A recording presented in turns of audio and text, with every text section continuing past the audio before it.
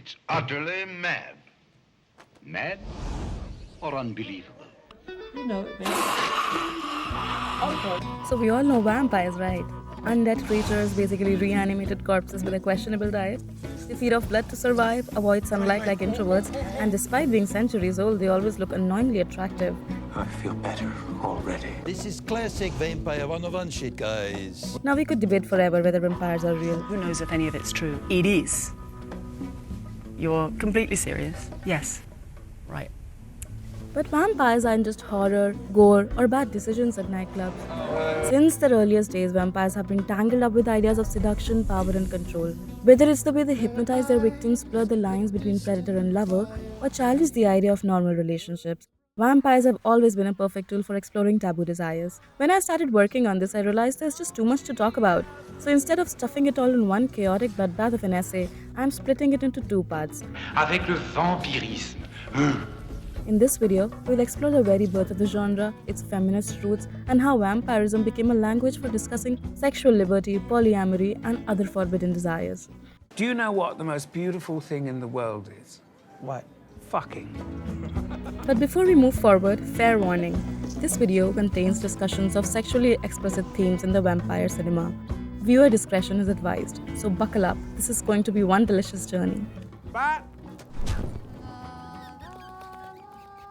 The shift began with literature. Jean Polidori's The Vampire, which took the vampire Lord Ruthven out of peasant superstitions and dressed it in aristocratic decadence, corruption, and predatory charm.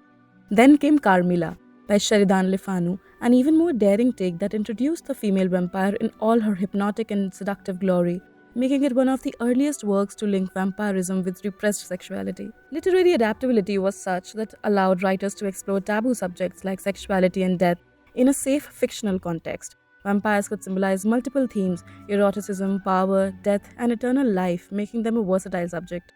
The mystery and horror surrounding vampires appealed to readers' imaginations, bridging the gap from oral folklore to sophisticated narratives. Then came the banger, the ultimate game changer. Bram Stoker came along and said, "Hold my garlic." He took the scattered myths, garlic, stakes, and sunlight, and infused them with Gothic horror's eerie castles, forbidden desires, and existential dread to create a legend that refuses to die, the definitive vampire. I am Dracula. It's the real fucking Dracula! Fuck, man! Suave, intelligent, and dripping with menace, Dracula wasn't just a novel, it was a cultural earthquake. Gothic drama with a touch of tragic romance wrapped in Victorian anxieties, fear of the outsider, the spread of disease, the disruption of gender roles. So basically what happens, our guy Johnny takes a trip to Count's castle only to realize he's a prisoner. Dracula, ever the gracious host, sucks the life out of Johnny and packs his coffins to set sail for England, where he preys on Lucy, who is now looking unusually pale and developing a concerning taste for midnight air. Enter Dr. Van Helsing. The vampire expert sees Lucy and goes, "Yep," Vampire, Nosferatu. followed by Lucy's tragic toothy end. Meanwhile, Mina, Jonathan's fiancée, becomes entangled in Dracula's eerie pull, hinting at a forgotten psychic bond. What follows is a globe-trotting chase leading our ragtag vampires hunters back to Transylvania for a final showdown. Dracula, in a rare moment of not winning, gets stabbed in the heart, hit by sunlight, put on fire, whichever one you like. Except, of course, Dracula never really dies, because long after the book closed, the legend only grew stronger. Dracula became the most adapted literary character on screen, with hundreds of films bearing the name and countless iterations. Let that sink in. But here's the thing, every Dracula reinvents the myth. Adaptation, as the Cambridge Introduction to Narrative puts it, is a creative destruction. Each version tears the old one apart and builds something new from the bones. More than just a character, Dracula became the blueprint for the entire vampire genre. I am an appetite, nothing more. Dracula's bite has always been more than just a monstrous act. It's an intoxicating mix of thirst and fear, a forbidden pleasure wrapped in horror. And nowhere is this more evident than in his relationships. Dracula doesn't do monogamy. He arrives with 3 vampire brides devoted to him. Yet he's out there, forging a psychic bond with Mina and sinking his teeth into Lucy. His desire is limitless, his love unbound by human conventions. Where early adaptations stripped much of the overt sexual energy, playing up the horror while downplaying the eroticism, But by the mid 20th century, with the loosening of censorship codes and the rise of exploitation cinema, vampires became unapologetically sensual. As cinema evolved, so did the ways vampirism explored polyamory and forbidden sexuality. And just as Dracula himself challenges monogamy, so does the vampire genre. Good evening.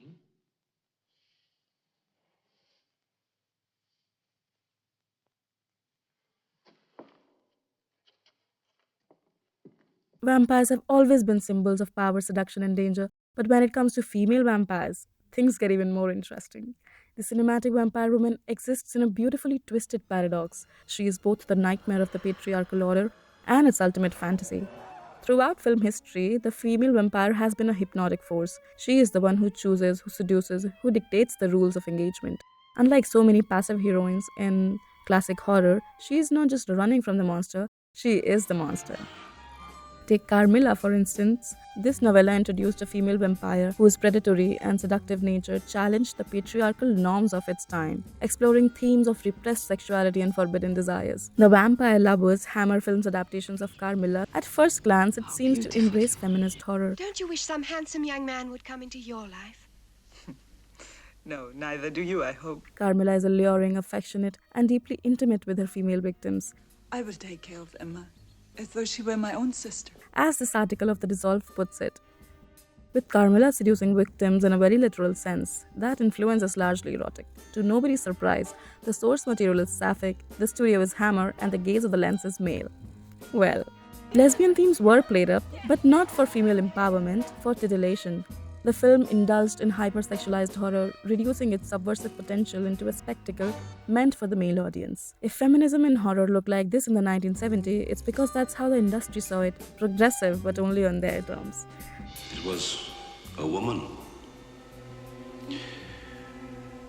A very beautiful woman. And yet, despite the male gaze, the female vampire remains a radical figure. She is the predator, not the prey. One of the first such female figures in history since the witches, of course. Her existence alone challenges patriarchal norms, turning the classic power dynamic on its head. During repressive eras, vampirism became a coded language for sexual liberty, for breaking societal chains. Bloodlust often stood in for sexual hunger, making the vampire genre a subversive playground where gender roles could be challenged, seduction could be aggressive, and women could hold the power.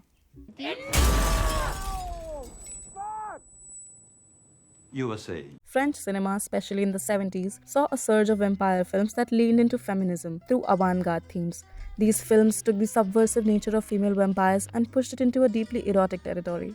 Jean Rollin, known to be the master of French erotic horror, carved a unique space in cinema with his atmospheric vampire films.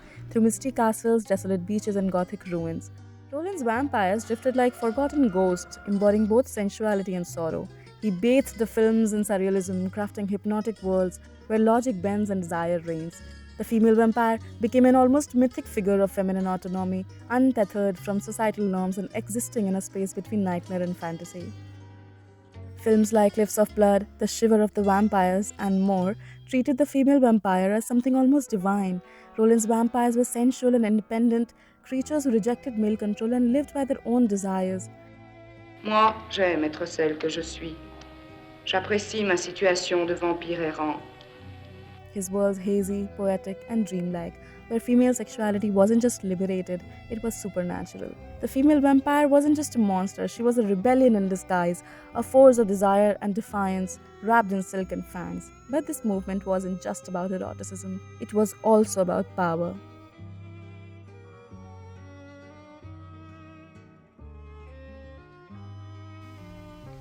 Cela ne vous ennuie pas si je vous examine comme je le ferais pour mon cheval. And that brings us to the infamous Elizabeth Báthory, also known as the Blood Countess. Jean Rollin's Another One fascination embodies her legend through its themes, aesthetics, and power dynamics. The film is soaked in aristocratic decadence, the obsession with blood, and women exerting dominance over both men and each other. Wait. Did you say Báthory? Yes, monsieur. The Countess Elizabeth Báthory. Daughters of Darkness, directed by Harry Kumel, is another one that doesn't just reference Elizabeth Báthory, it reinvents her. My mother, perhaps. Delphine Seyrek's Countess Báthory is a modern, sophisticated predator. So sweet. She is the kind of antagonist you can't help but be drawn to. She speaks with a velvety softness. Oh, I know I shouldn't say such things. But I just can't behave like everybody else. When I think something, I have to say. Her elegance isn't just aesthetic, it's power, carefully cultivated and effortlessly wielded. You need me. Without me, you'd have no life. Dripping with mystery and control. Or even worse. Who do you think I am? Just because my name happens to be Báthory. A kind of ghoul, a vampire. Oh, no, my dear. I'm just an outmoded character, nothing more. You know, the beautiful stranger, slightly sad, slightly mysterious. For those unfamiliar with the legend of Elizabeth Báthory, years ago, the Countess Elizabeth Báthory, my ancestor. Elizabeth is Elizabeth in Hungarian, but she was best known as the Scarlet Countess. Imagine. She bled 300 virgins to death. Some say 800. A woman will do anything to stay young. But drinking human blood. She believed human blood was the elixir of youth. she isn't a decaying relic of history. She is eternal, adapting to new eras, seducing new prey. And part of it, what makes her so mesmerizing, is how easily she overshadows Stefan. Be soft, Stefan. Be soft. Whose arrogance and cruelty only make her presence feel even more commanding.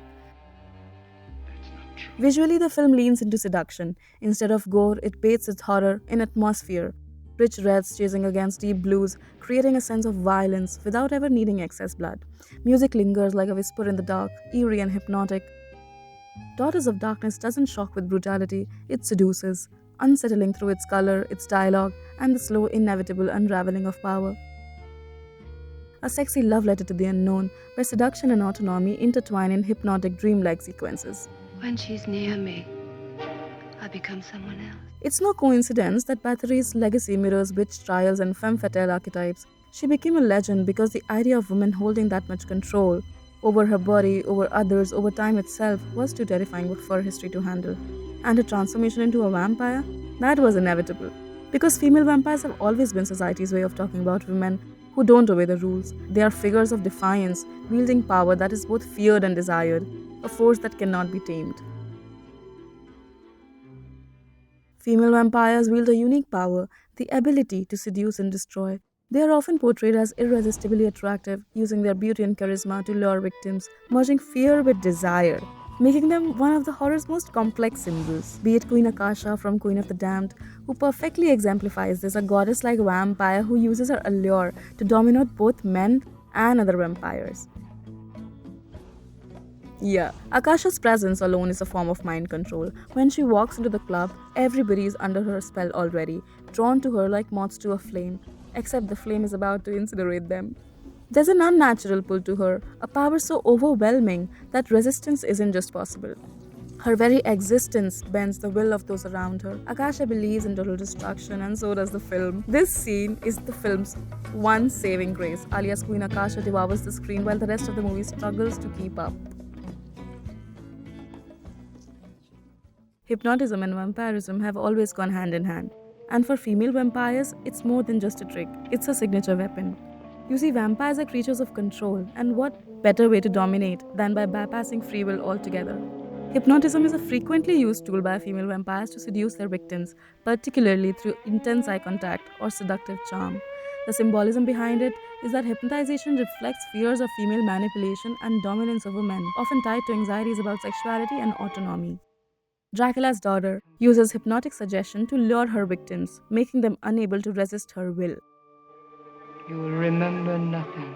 Unlike Dracula, who traditionally uses brute force or fear, Zaleska's methods are subtle and psychological. She doesn't simply hunt, she ensnares, using a spell like hypnosis that leaves her victims powerless. I think I'll go if you don't mind. Unable to escape unless she wills it. Please don't come any closer. She doesn't just kill indiscriminately, she plays with power dynamics, I need you, Dr. God. I need you to save my soul. drawing people in with her melancholy, a tragic aura that makes her appear as the victim rather than the predator. This manipulation is most apparent in the second half of the film, where it becomes clear she is the one in control. Get out. She positions herself as a tortured soul seeking redemption, a narrative that allows her to influence those around her, especially men who underestimate her. Her relationships in the film are steeped in psychological manipulation. She pushes and pulls, exuding both vulnerability and authority, making her victims think they have the upper hand, right until the moment they don't.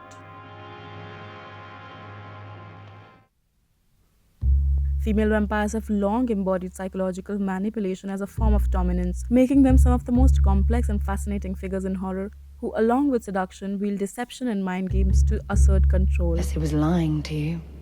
Although, it isn't just about seduction or trickery.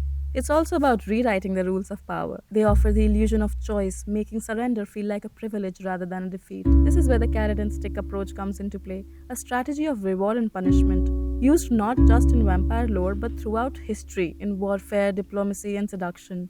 A perfect example, Lenore from Castlevania, who doesn't just break Hector, she makes him want to be broken. To go for a walk, so would you mind? Fine. Good boy. At first, Hector is nothing but a beaten prisoner, stripped of dignity, treated like an animal by Carmilla and her sisters. That's the stick: starvation, isolation, and the humiliation. But then comes Lenore. Would you like one? Soft-spoken and understanding, offering kindness where there was cruelty. She speaks to him gently, feeds him, gains his trust. That's the carrot. Shoes. Slowly, Hector begins to forget his chains. Come and sit down. And just when he believes himself free, when he chooses to submit, I'll be loyal to you. she locks the final shackle, a magic ring, binding him to her will forever. This isn't brute force, it's psychological warfare. She doesn't just enslave him, she makes him grateful for it. This taps into a real-world historical and social dynamic, the way women have navigated power structures throughout history, especially in societies where direct confrontation was not an option. Women in positions of limited agency have used intelligence, charm, and psychological tactics to navigate patriarchal power structures. This same power dynamic translates to horror cinema, where female vampires embody a fear of the woman who cannot be controlled. One who plays by her own rules and wields influence in the ways that are harder to counteract. A girl walks home alone at night and turns this fear into something even more radical, a silent force that dismantles patriarchy without a word. The girl moves through the streets of Bat City like a shadow, watching, waiting, mirroring, turning men's aggression back onto them. She doesn't need to scream to assert power. Her silence is a weapon, her presence is judgment.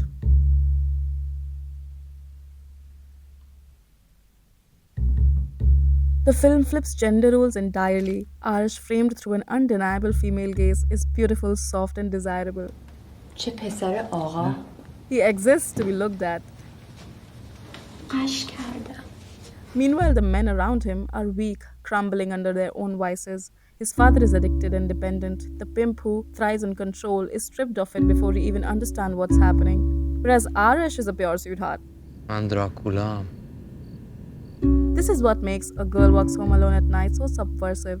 It doesn't just challenge patriarchal norms, it erases them, rewriting the power structure in silence. The girl does not need permission, explanation, or forgiveness. She exists, she takes, and she leaves men in the dark. Whether through Gothic horror or real-world history, psychological influence remains a weapon, a tool and a skill, neither inherently villainous nor virtuous, but undeniably effective. It's a little salty. Do you know what the most beautiful thing in the world is? What? Fucking.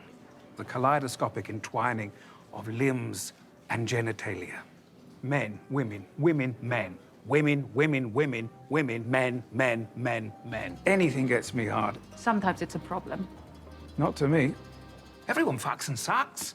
Thousands of chaps and chapasses before they meet the one. Then if they're lucky, they can go off and fuck millions of others, like we do. Vampires by their very nature exist outside human societal constraints. They don't age, don't eat, don't die, and don't abide by human morality. This allows them to indulge in relationships that go beyond the traditional idea of one partner for life. Absolutely delicious.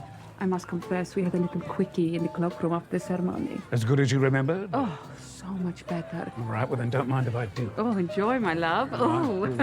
What We Do in the Shadows is a masterclass in blending the absurd with the profound, using humor to explore deep themes in a way few vampire stories do. You, Laszlo, if you would be so good as to meet me in the coat room, 5 minutes? Oh, yes.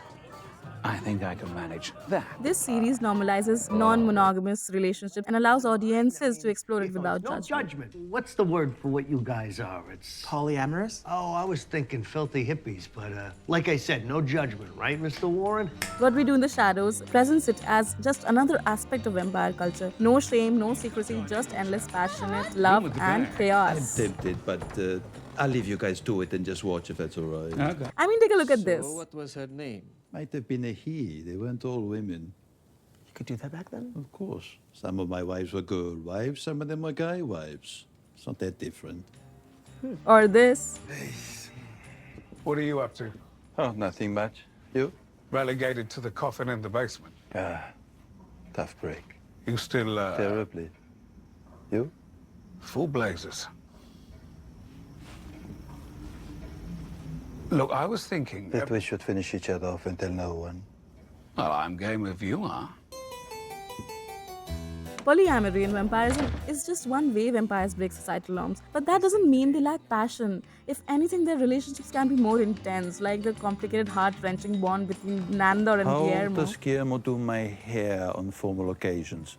Half up, half down. Also known as? Half down, half up? So close. I was looking for Saratoga Split. The Saratoga Split? I should have known that one. But it doesn't just stop there. Their existence is an act of rebellion, and in many cases, so is their sexuality. From sexuality to morality, from seduction to survival, vampires have always been a cultural mirror. And that's the thing about vampirism in cinema. Every era reinvents them to fit its anxieties, and in doing so, we see how they evolve alongside us. They also challenge norms, question their own existence, and blur the lines between predator and philosopher this time. And speaking of evolution, what happens when immortality meets the struggles of growing up? With this, we come to the end of the video, but the vampire genre shall go on and live eternally. If you enjoy this deep dive into the seductive, chaotic world of vampires, there's more where that came from. Make sure you like, subscribe, and hit the bell so you don't miss the next one. Thank you for watching. See you in the next video.